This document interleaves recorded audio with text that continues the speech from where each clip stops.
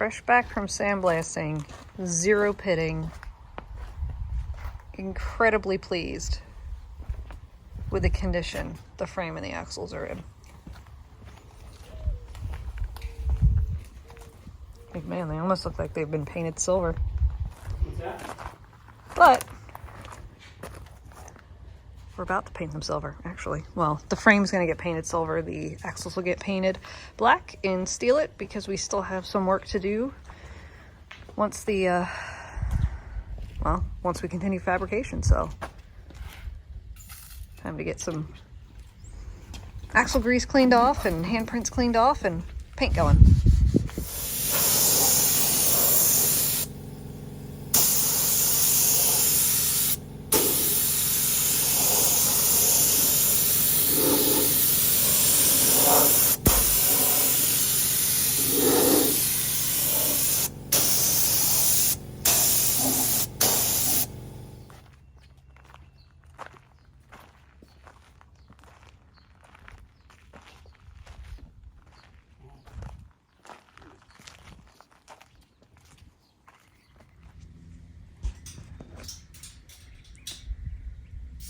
Well, the last video I shot was us painting the frame, which was almost a month ago at this point.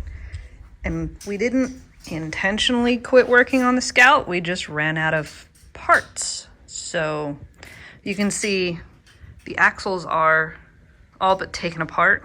We just got our new axle shafts in. We just got, you can see all of the Yukon goodies back there to rebuild the rear diff, and we're re-gearing it, right? Yeah. We're gonna re-gear, re-seal, re-bearing both the front and the rear, and then the rear is getting the Yukon zip locker. We got all that from DNC Extreme. They've been super helpful. Yeah, they've been really helpful. He's been chatting with the owner of the company quite a bit, which has been nice because he can tell us exactly what we need to buy. And we already had the Viair system. We were going to put that on the RevCon before we sold it. So that's going to go underneath the Scout, and we're going to have onboard air for the locker, as well as, you know, what you would normally need air for, like refilling your tires. We also got new axles. We got chrome moly axles front and rear just to strengthen it up while we're there. So we were waiting for all of that to come in because it was kind of being piecemealed a little bit here and there as stuff became available. So then we tried to put the engine and trans together, because if you guys have been following us, you know that this motor came out of my F100. It's a 5.7 liter aluminum block LS. It had a T56 behind it, which is still in the F100. So that is a 4L80 automatic transmission. And that is a Dana 300 transfer case. And we thought we had the right adapter, which is that guy back there. Technically, the bolt spacing was right. Yeah, technically the bolt spacing was right, and it was wrong all at the same time. So we had to come out a little bit more money for a brand new Advanced adapter. Yeah, advanced adapter, but it fits. We're about to marry those together. So once this is together, we're gonna get it mounted in the frame, which is just tucked underneath the Scout right now. So we can finish mocking up the frame. So once we get the axles back together, once we get it looks like we have 4 leaf springs, but technically only 2 of them work. So once we get the front leaf springs in from Deaver, then we can put everything back together and get it under the Scout. That sounds like super easy. We're gonna get that done quick, but we're still waiting on parts. Yeah. So. Do you want to go over the fact that that's a 2-wheel drive transmission? Yeah, if you want to. Yeah.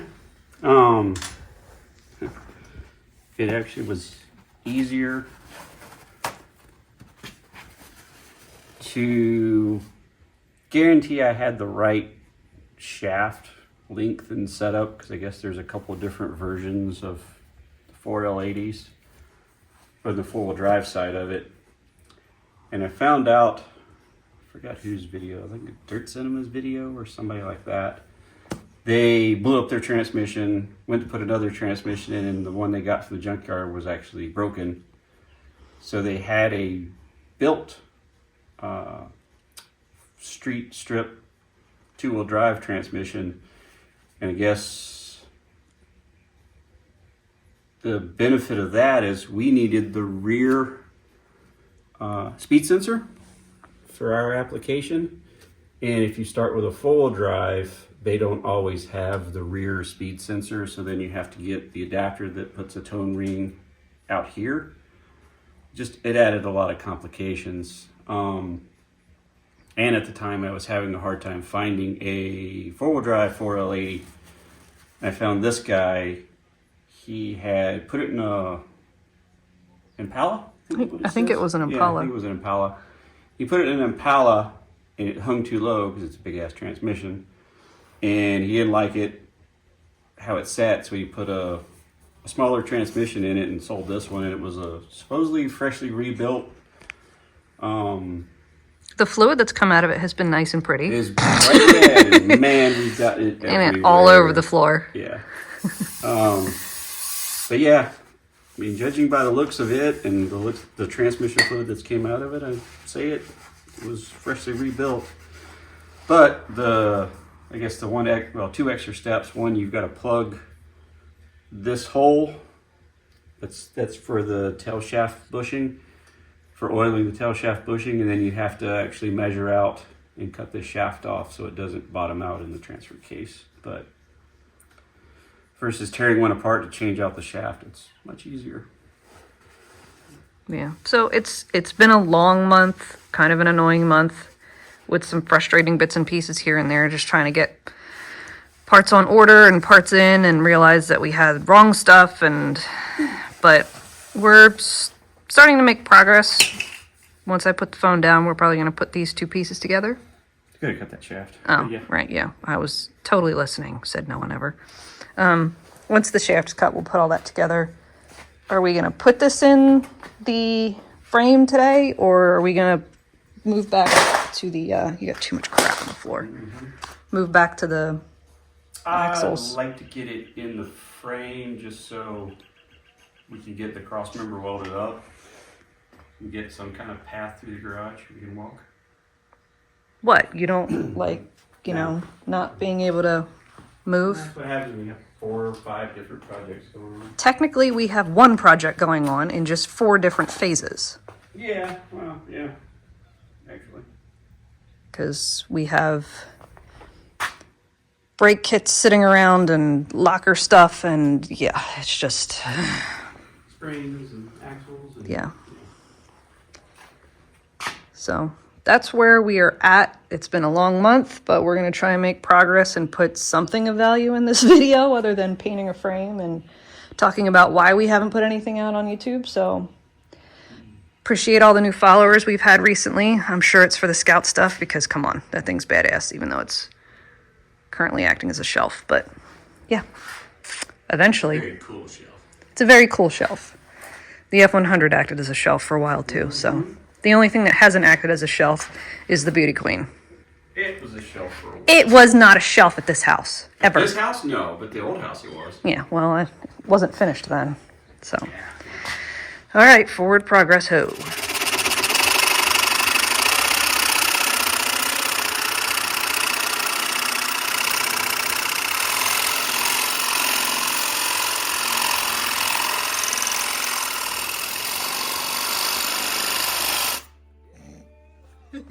No, okay. Yeah, I don't think so, dear. We're gonna need another tool.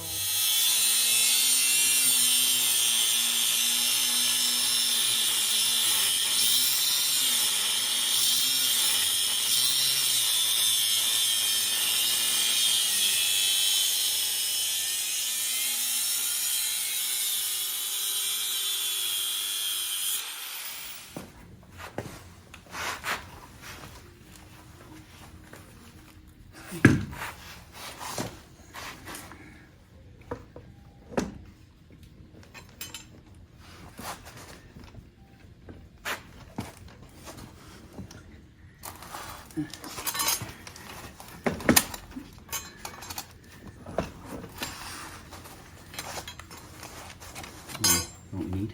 No. Need to be in parts.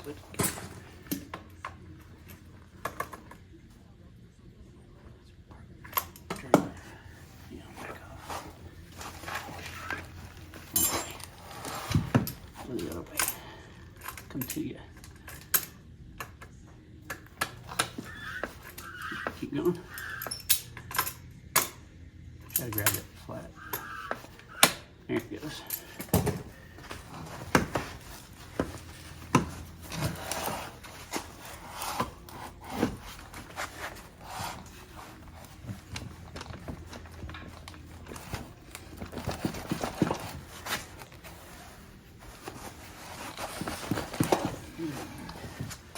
It's on there.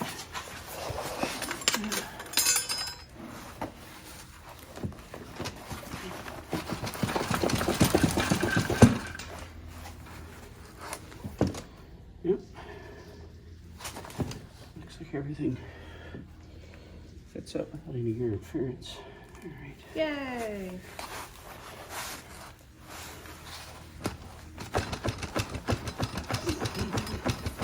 Is there a seal for it? Yeah.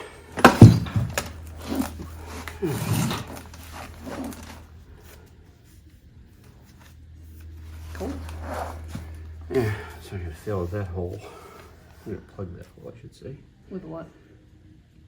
Jimmy weld. Finnegan would be proud.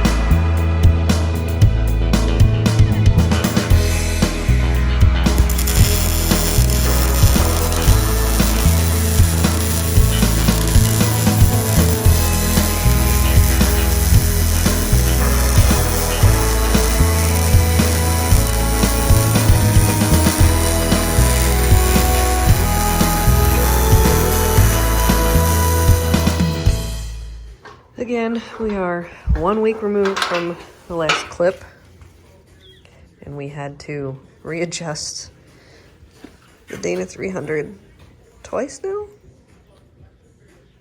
At least. 2.5, 3 times? I don't know, I've lost count. It's been a lot.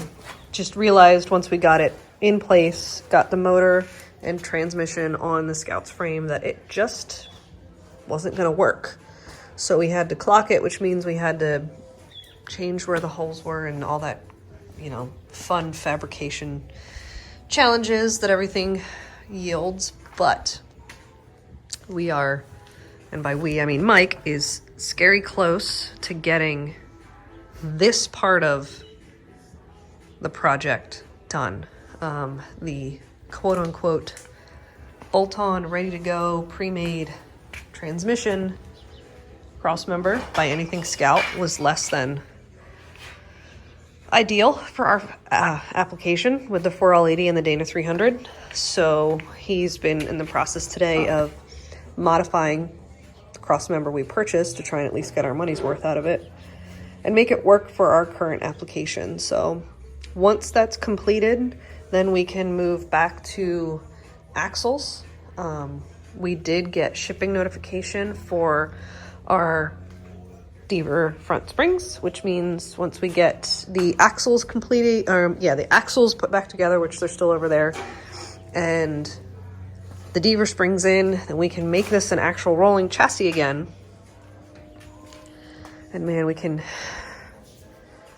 get it off the lift, put the car and the truck on the lift if we have problems with them. I mean, the shop's been an absolute colossal mess. We've been tied up with this project for far too long at this point due to delays and being sick. I have pretty severe allergy reaction right now, if you can't tell by my voice, but we're getting there. We're getting there. So I think I'm going to end this video here, even though we're not quite done with the cross member, but you know, that's just some welding and whatnot. And if you guys are interested in that, if I'm around, I'll take some video or whatever, but yeah.